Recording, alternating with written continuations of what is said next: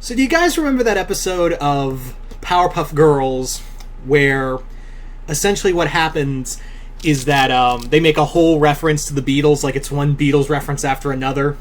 Like it was just one big love letter to the Beatles. I was thinking the other day, and actually I've done this video before, I thought it'd be fun to bring this back, actually. I thought it'd be kind of a fun idea to bring this back. I was thinking that wouldn't it be funny if the Owl House did something similar to that, but instead of like the Beatles, what if they did like like something the furthest away from the Beatles, Ghost? So what if they did an episode where Ghost was like a guest, or they were doing a tribute to Ghost? So here's my really ridiculous, dumb idea for having Ghost in in Owl House.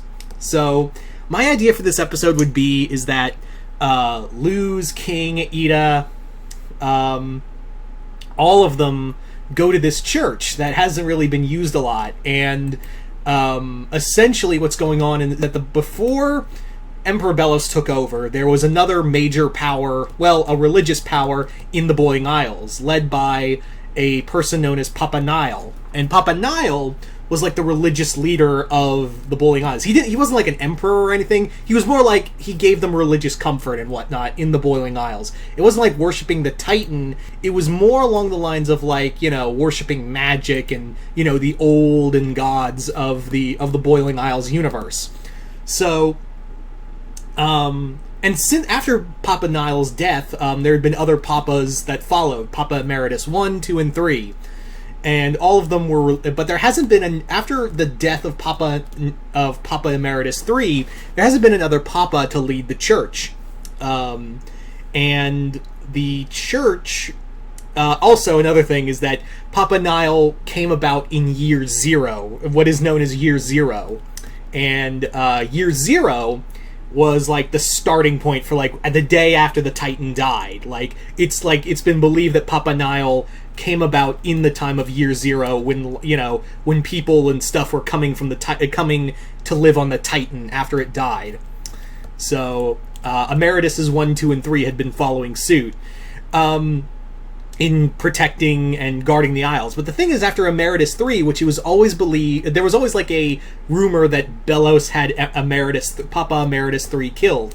But the church has still been going, and and what's going on is that the church there's a thing in the church called the Monstrous Clock, and the Monstrous Clock is ticking to a new time.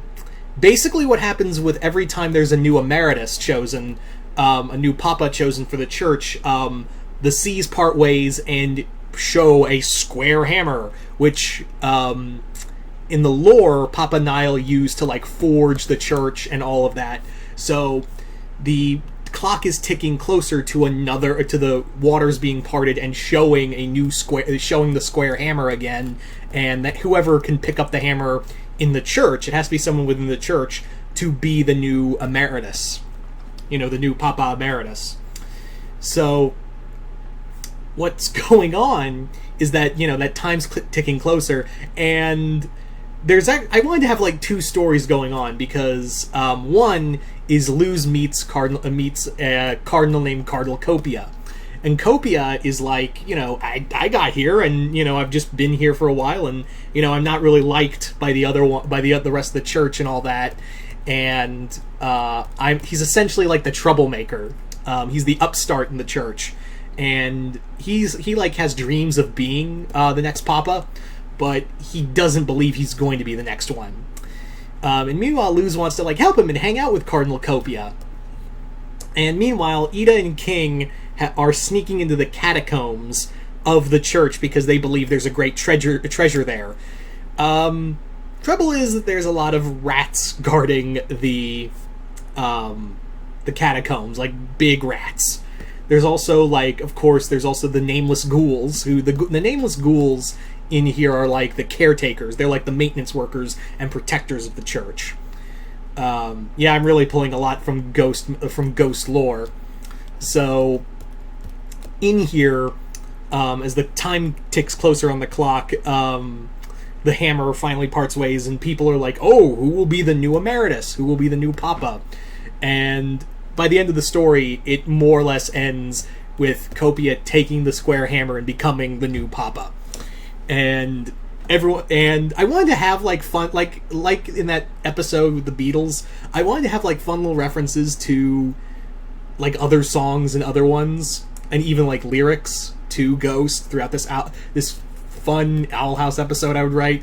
I doubt Disney would ever allow Ghost 100 yards within anything of their properties. Wouldn't it be fun? Like, when you think about it, yeah, Ghost, out of all the bands you could think of, well, maybe Lordy and Guar, would be actually, Lordy would actually be a lot of fun on Owl House. Could you imagine that band just doing Hard Rock Hallelujah as like a school band?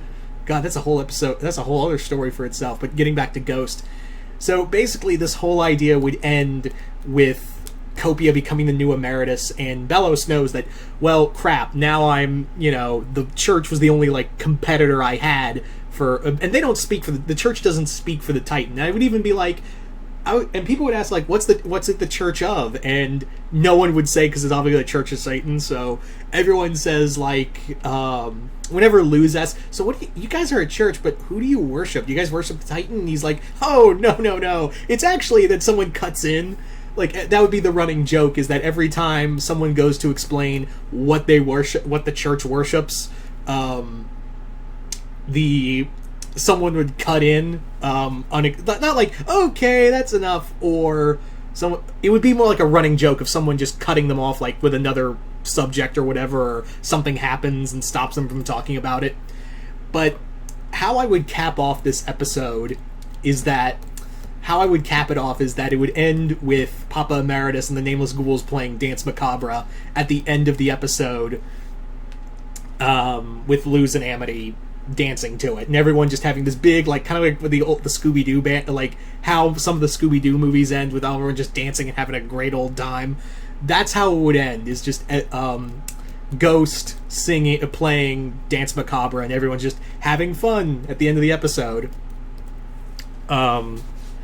So there you go. That is an episode you will never see, probably for the best, because shouldn't be near any stuff.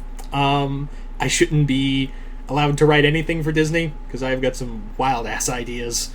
But hey, who knows? Maybe this will get shared. Maybe, like, on the off chance, maybe this gets shared enough to be shown to Dana Terrence on Twitter, and she'll be like, this gives me an idea. But I doubt that. I sincerely doubt that. You never know, right? You never know. So, you guys tell me in the comments below, what did you guys think of this fun fan-made episode with Ghost in being a part of the Owl House mythology, or lore, or whatever? Just comment below, let me know, and once again, I'm Mr. Multiverse. See you next time in the Multiverse.